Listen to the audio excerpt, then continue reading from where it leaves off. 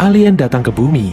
Tema ini bisa dipastikan sudah tidak asing lagi bagi penggemar film fiksi ilmiah. Banyak sekali film yang menggambarkan aneka konflik yang melibatkan alien dan manusia karena sang alien ingin menguasai bumi. Nah, sekarang bagaimana kalau alien yang datang ke bumi bukan ingin menjajah, tapi sebatas ingin tinggal tanpa ingin mengganggu siapapun? Apakah manusia tetap akan memperlakukan para alien itu dengan kasar? Tema inilah yang diangkat dari film District 9 yang rilis pada tahun 2009 lalu. Film ini disutradarai oleh sutradara kelahiran Afrika Selatan, Neil Blomkamp. Film ini dibintangi oleh Sharlto Copley, Jason Cope, dan David James. Bagaimana, sudah penasaran dengan alur ceritanya? Langsung saja kita masuk ke alur film District 9.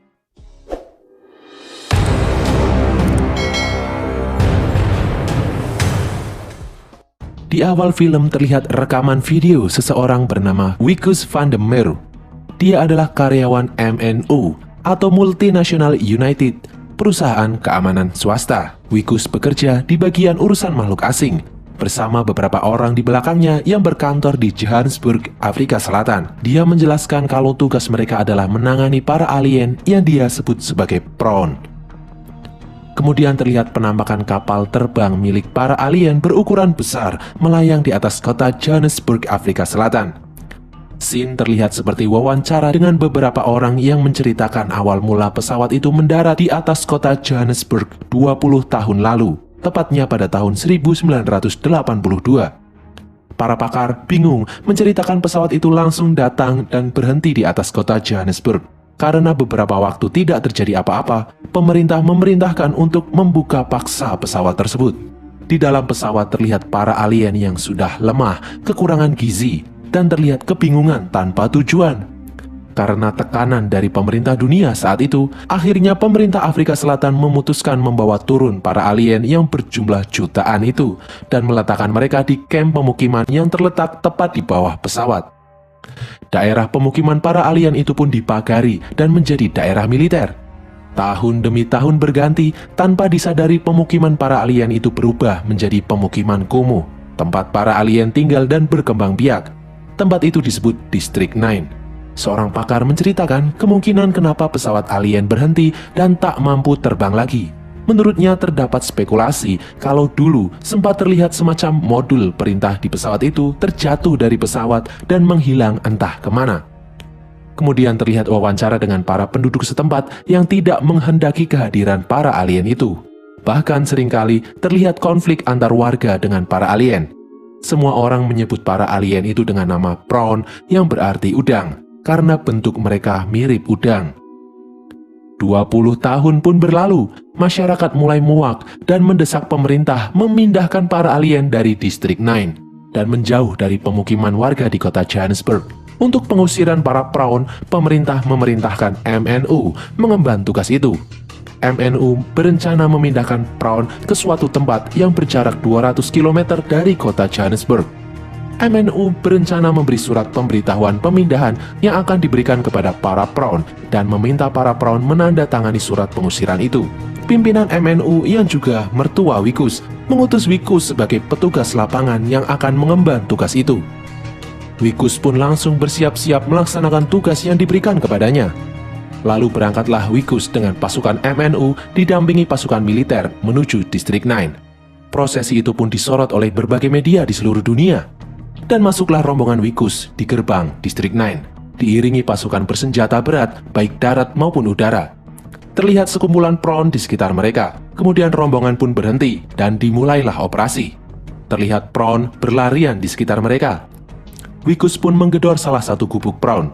Keluarlah prawn penghuni gubuk itu. Kemudian Wikus menunjukkan surat pengusiran kepada si prawn dan meminta prawn itu menandatangani surat pengusiran. Namun prawn itu malah memukul dan menjatuhkan surat itu. Sempat terjadi ketegangan, namun Wikus menenangkan situasi dan menganggap prawn itu sudah menandatangani surat walaupun dengan cara memukul kertas itu. Kemudian rombongan itu pun berpindah ke gubuk berikutnya. Saat berjalan, terlihat prawn yang sedang menggigit ban. Lalu seorang petugas terlihat mendekati prawn itu sambil menodongkan senjata. Kemudian prawn itu berbalik dan menendang petugas itu dan terpental hingga copot tangannya. Keadaan menjadi tegang. Kemudian petugas menembaki prawn itu dan datanglah sekelompok prawn lainnya. Kemudian Wikus mencoba menenangkan situasi dengan melemparkan makanan kucing. para prawn sangat terobsesi dengan makanan kucing itu. Kemudian di gubuk berikutnya, Wikus berbicara dengan seekor prawn. Prawn itu mengaku bukan pemilik gubuk yang didatangi Wikus. Namun saat Wikus mengiming-imingi makanan kucing, prawn itu mengaku kalau gubuk itu miliknya dan menyuruh prawn itu menandatangani suratnya. Prawn itu langsung tanda tangan dan langsung memakan makanan kucing itu dengan lahapnya. Kemudian Wikus melanjutkan ke gubuk berikutnya. Para prawn yang terdampar di bumi kebanyakan adalah para pekerja. Mereka hanya memikirkan diri sendiri, tidak diperintah siapapun, dan tidak memiliki inisiatif. Mereka kehilangan kepemimpinan. Kemudian terlihat pemukiman warga Nigeria di dalam Distrik 9. Mereka terlihat berjudi dengan para prawn. Para warga Nigeria di Distrik 9 seperti gangster. Mereka menjual makanan kucing kepada para prawn dengan harga yang mahal. Ada juga prostitusi antar spesies. Dan mereka juga menjual belikan senjata alien. Para warga Nigeria di Distrik 9 diketuai oleh orang yang bernama Obe Sanjo. Dia adalah tokoh gangster yang terkenal di Johannesburg. Wikus pun melewati rombongan gangster Nigeria itu dan tidak mau terlibat konflik dengan mereka. Kemudian Wikus menemui sebuah gubuk. Saat digedor, ternyata pintu gubuk itu tidak dikunci. Wikus menemukan mayat-mayat sapi yang digantungkan dan diberi berbagai selang. Terlihat sangat menjijikan. Itu adalah tempat untuk telur-telur prawn. Ya, mereka berkembang biak. Wikus lalu memanggil tim pengendali populasi karena gubuk itu tidak memiliki izin berkembang biak. Lalu datanglah tim pengendali populasi dan dibakarlah gubuk itu. Terdengar letupan-letupan telur prawn yang meledak saat dibakar. Kemudian Wikus melanjutkan misinya.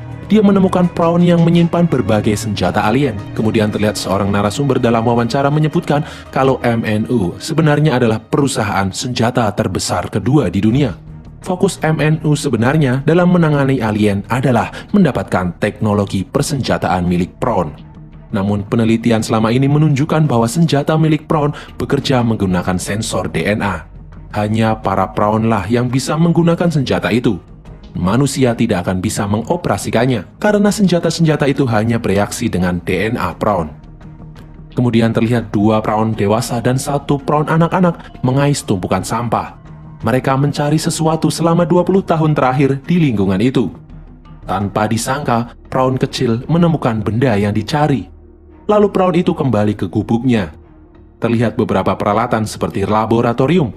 Mereka pun mulai mencampurkan beberapa cairan, lalu jatuhlah 1 tetes cairan menuju sebuah tabung, dan tabung itu pun menutup. Lalu terdengar suara Wikus mendekati gubuk mereka. Terlihat 2 prawn dewasa bergegas menyembunyikan tabung hasil usaha keras mereka selama 20 tahun terakhir itu. Benar saja, Wikus menyambangi dan menggedor pintu gubuk mereka. Keluarlah prawn berwarna kuning, dan langsung ditodong senjata oleh MNU karena dicurigai sebagai anggota gangster, sebab di depan gubuknya terdapat logo aneh. Lalu Wikus pun memasuki gubuk mereka dan menemukan laboratorium rahasia dan memeriksa setiap sudut ruangan. Wikus menemukan tabung hasil usaha prawn tadi. Saat memegang tabung, wajah Wikus tersemprot oleh cairan dari dalam tabung. Sejenak Wikus terlihat kesakitan. Lalu Wikus memeriksa lebih dalam lagi ditemuan berbagai senjata milik alien itu. Saat Wikus menginterogasi prawn, terlihat prawn yang berwarna kuning itu memukul petugas dan melemparkan Wikus. Lalu militer pun datang dan menembak prawn itu tepat di kepala hingga meninggal. Sementara rekan prawn tadi memperhatikan dari jauh. Wikus terlihat kesakitan dan tangannya terlihat terluka. Sementara prawn berbaju merah yang tadi melihat temannya ditembak langsung pulang ke gubuknya menemui anaknya. Alien itu terlihat kesal. Kemudian Wikus dengan tangan yang diperban terlihat mendekati gubuk prawn yang berbaju merah itu. Wikus menemui prawn kecil di depan rumahnya. Kemudian Wikus memberi prawn kecil itu lollipop. Namun prawn kecil itu malah melemparnya ke wajah Wikus. Wikus yang biasanya kalem tiba-tiba terlihat temperamental dan terjadi ketegangan. Kemudian keluarlah prawn berbaju merah tadi.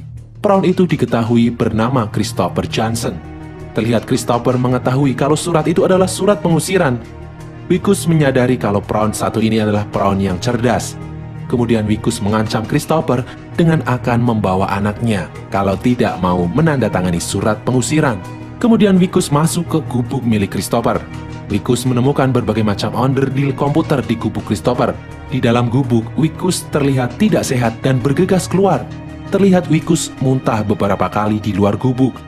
Karena kondisinya sedang tidak baik, Wikus memutuskan meninggalkan Christopher.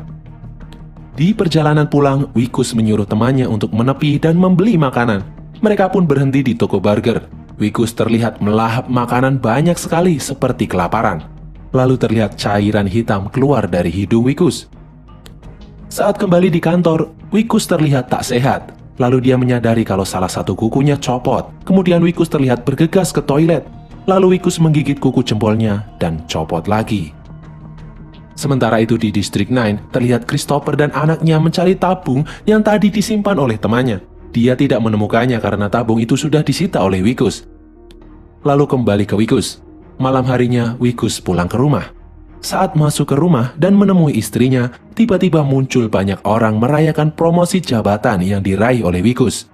Namun Wikus terlihat tidak sehat dan lebih pucat. Terlihat Pete Smith, mertua Wikus yang seorang petinggi MNU, terlihat tak puas dengan kinerja Wikus dan mengancam akan memecat Wikus. Lalu kemudian saat momen memotong kue, Wikus terlihat tidak sehat. Bahkan Wikus memuntahkan cairan hitam di atas kue. Wikus pun pingsan. Lalu Wikus dibawa ke rumah sakit. Di rumah sakit, dokter mencoba membuka perban di lengan Wikus. Setelah perban digunting, terlihat tangan Wikus berubah menjadi tangan prawn. Ya, tangannya berbentuk seperti tangan prawn. Wikus pun kaget melihatnya. Kemudian terlihat pasukan MNU segera membawa Wikus. Istrinya yang penasaran tak mendapatkan jawaban apapun. Ternyata Wikus dibawa ke laboratorium MNU. MNU terlihat menyita tabung yang tadi disita oleh Wikus. Para dokter di lab MNU menemukan fakta bahwa DNA Wikus terkontaminasi dengan DNA prawn. Saat dokter melukai lengan Wikus, terlihat Wikus kesakitan, artinya syaraf Wikus sudah menyatu dengan lengannya. Lalu para ilmuwan MNU menguji Wikus menggunakan senjata milik prawn. Benar saja, Wikus mampu mengoperasikan aneka macam senjata prawn itu. Para petinggi MNU terlihat gembira. Para ilmuwan dan petinggi MNU berencana membedah Wikus karena mereka menyadari tubuh Wikus bernilai miliaran dolar. Ya, karena Wikus mampu mengoperasikan senjata para prawn yang sangat dahsyat. Pasti banyak pihak yang ingin mendapatkan kemampuan itu. Yang paling parah adalah Pete Smith, mertua Wikus. Dia menyetujui agar tubuh Wikus dijadikan penelitian. Wikus terlihat memohon agar tidak dibunuh dan dijadikan penelitian, namun tak digubris. Di saat para peneliti mulai membedah tubuh Wikus untuk diambil jantungnya, Wikus terlihat memberontak dan mampu melepaskan tali yang mengikatnya. Dengan susah payah, Wikus pun mampu kabur dari MNU. Pete Smith yang mendengar kabar itu terlihat marah. Militer pun dikerahkan memburu Wikus. Wikus terlihat berlarian sesekali mengais sampah mengambil sisa makanan untuk dimakan. Lalu Wikus mencoba menghubungi teman-temannya, namun tak ada yang merespon.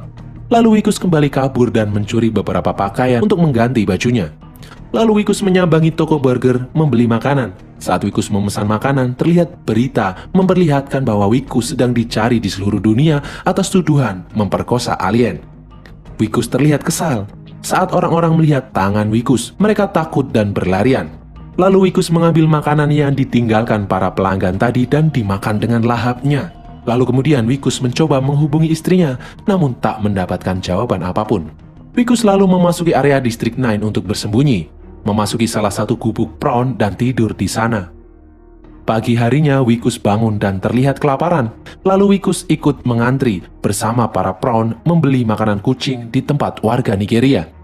Wikus terlihat sangat lahap memakan makanan kucing itu. Saat makan, Wikus menyadari giginya mulai copot. Lalu terdengar bunyi telepon. Benar saja, istri Wikus menelpon dan terdengar kalau istri Wikus termakan media dan mempercayai media. Lalu muak dengan kelakuan Wikus. Wikus yang begitu mencintai istrinya terlihat kecewa. Lalu Wikus mengambil pisau milik penjual Nigeria tadi dan bermaksud memotong tangannya. Namun dia ragu, akhirnya dia memotong salah satu jari aliennya. Wikus terlihat sangat kesakitan. Lalu terdengar suara helikopter memburunya. Wikus pun berlari mencari tempat persembunyian. Wikus pun memasuki gubuk Christopher Johnson. Kemudian Wikus pun pingsan. Christopher Johnson lalu memasukkan Wikus ke ruang bawah tanah gubuknya. Saat siuman, Christopher menanyai Wikus perihal tabung yang dia ambil. Christopher tahu Wikus yang mengambilnya setelah melihat perubahan di tubuh Wikus. Lalu Wikus mengaku telah mengambil tabung itu, namun tabung itu kini disita oleh MNU. Tabung itu adalah bahan bakar pesawat. Dan Christopher berencana meninggalkan bumi untuk pulang menuju tempat asalnya. Christopher menjanjikan kalau bisa mendapatkan tabung itu kembali dan naik ke kapal induk, dia bisa menyembuhkan Wikus. Wikus lalu bertanya kenapa tidak mencari bahan bakar itu lagi. Christopher mengatakan butuh waktu 20 tahun untuk mendapatkan bahan bakar sebanyak itu. Satu-satunya harapan adalah tabung yang disita oleh Wikus tadi. Namun Wikus mengatakan mengambil tabung itu kembali adalah misi bunuh diri. Penjagaan MNU sangatlah ketat. Lalu Wikus keluar dari gubuk dan menyadari kulitnya mulai terkelupas. Perubahan mulai terlihat. Kemudian istri Wikus menelpon dan mengatakan mempercayai Wikus dan menginginkan Wikus untuk kembali. Dan Wikus mengatakan kalau dia menemukan cara untuk memperbaiki itu semua. Tanpa disadari, telepon itu ternyata disadap oleh MNU. Mereka pun mengetahui lokasi Wikus.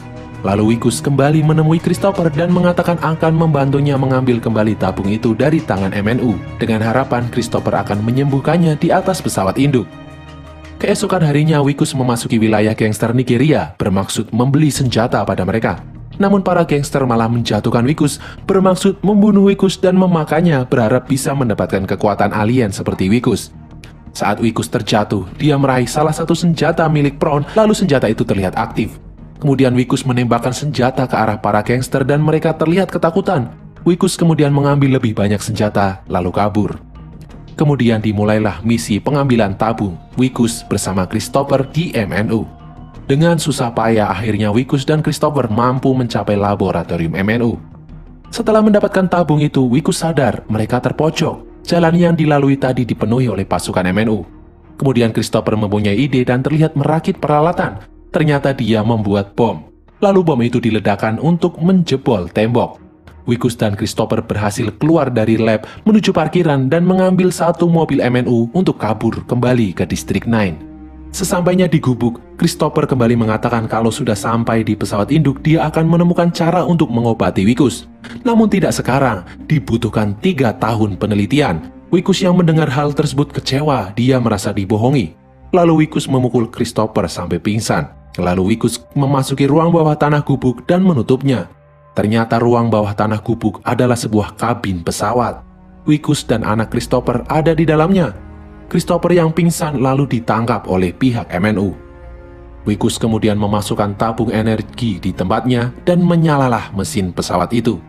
Lalu Wikus memasukkan tangan aliennya ke kemudi pesawat dan pesawat itu pun mulai bergerak. Wikus mulai menerbangkan pesawat itu. Lalu militer menembakkan rudal ke arah pesawat itu dan kemudian pesawat itu pun jatuh. Christopher terlihat pasrah dan dimasukkan ke dalam truk MNU. Mereka lalu menuju arah pesawat Wikus yang ditembak jatuh. Militer pun akhirnya mampu menangkap Wikus. Saat perjalanan kembali, rombongan militer dihadang gangster Nigeria dan terjadilah baku tembak. Para gangster pun menangkap Wikus dan membawanya. Sementara itu di dalam pesawat kecil terlihat anak Christopher mengoperasikan kapal induk. Di dalam markas gangster Nigeria, Wikus tak mampu melawan dan akan dibunuh untuk mendapatkan kekuatannya. Sementara di luar, militer terlihat mengepung markas gangster Nigeria itu. Terlihat anak Christopher menekan beberapa tombol di pesawat kecilnya. Kemudian pesawat induk Prawn terdengar mengeluarkan suara dan mulai bergerak. Demikian juga robot Prawn yang ada di dekat Wikus ikut bereaksi. Di saat Wikus hampir dibedah, robot itu menembaki kawanan gangster Nigeria dan menyelamatkan Wikus.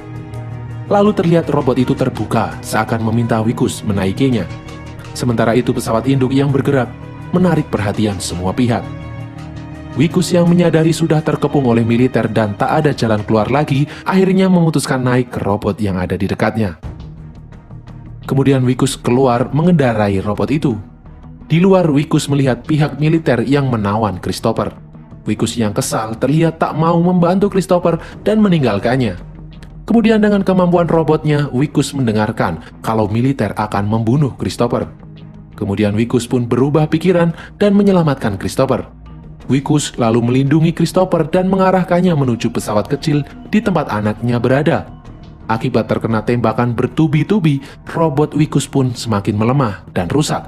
Christopher pun akhirnya mampu mencapai pesawat anaknya dan berjanji 3 tahun lagi akan kembali untuk menyembuhkan Wikus. Wikus menggunakan sisa tenaga robotnya menembaki militer yang menyerangnya dan mengamankan Christopher beserta anaknya. Ternyata pesawat induk tadi bergerak dan berhenti tepat di atas pesawat kecil milik Christopher. Kemudian terlihat cahaya biru keluar dari pesawat dan menarik pesawat kecil milik Christopher naik menuju pesawat induk. Wikus dengan sisa tenaga robotnya melindungi pesawat Christopher dari serangan militer. Di saat pesawat Christopher mampu naik mencapai pesawat induk, robot Wikus pun tumbang. Di sisa tenaganya, Wikus merangkak keluar dari robot. Di belakangnya terlihat seorang tentara memegang senjata berniat menghabisi Wikus. Terlihat salah satu mata Wikus mulai berubah menyerupai prawn. Di saat Wikus terdesak, muncul para prawn mengerubungi Wikus dan menyerang tentara itu. Terlihat para prawn mempreteli tubuh tentara itu. Wikus pun selamat. Di atas, Christopher mulai memasuki kokpit kapal induk dan mengarahkan kapal induk kembali ke planet para prawn. Terlihat kapal induk mulai menyala dan pergi meninggalkan bumi. Banyak rakyat Johannesburg bersorak melihatnya. Wikus pun terlihat tersenyum melihat kapal induk prawn pergi meninggalkan bumi. Kemudian kembali terlihat wawancara dengan narasumber yang mengatakan sejak saat itu mereka tidak lagi melihat Wikus, bagaikan hilang di telan bumi. Bahkan keluarga Wikus menganggap kalau Wikus sudah tiada. Kemudian rekan Wikus membocorkan riset genetika ilegal yang dilakukan oleh MNU kepada pemerintah. Lalu para prawn dipindahkan ke distrik 10 yang berlokasi 200 km dari pusat kota Johannesburg dan distrik 9 pun dimusnahkan. Distrik 10 kini dihuni oleh 2,5 juta prawn dan terus berkembang. Kemudian terlihat istri Wikus memperlihatkan sekuntum bunga yang terbuat dari besi yang dia temukan di depan pintu rumahnya. Dia tak tahu siapa yang menaruhnya. Lalu gambar terakhir terlihat seekor prawn yang sedang merangkai bunga dari besi di antara tumpukan sampah. Dan berakhirlah rekap film ini guys. Semoga kalian terhibur dengan rekap film dari kami kali ini.